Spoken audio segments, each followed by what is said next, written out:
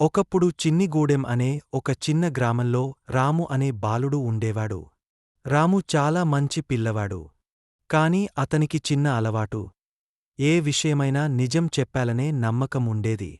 ఒకరోజు రాము స్కూల్కి వెళ్తుండగా రోడ్డు పక్కన ఒక పెద్ద దాచిన బ్యాగ్ కనిపించింది.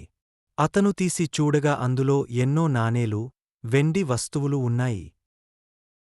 రాము ఆశ్చర్యపోయాడు. ఇవి నావి కావు.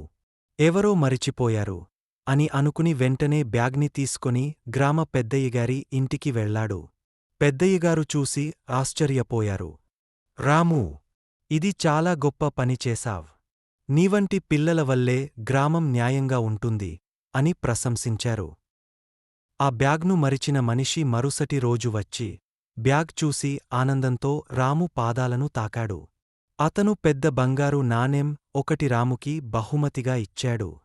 అప్పటినుండి గ్రామంలో పిల్లలు రాములా నిజాయితీగా ఉండాలి అని నమ్మకం పెంచుకున్నారు. నీతి, నిజాయితీ ఎప్పటికీ గెలుస్తుంది. మనది కానిది ఎప్పుడూ మనదిగా తీసుకోవద్దు.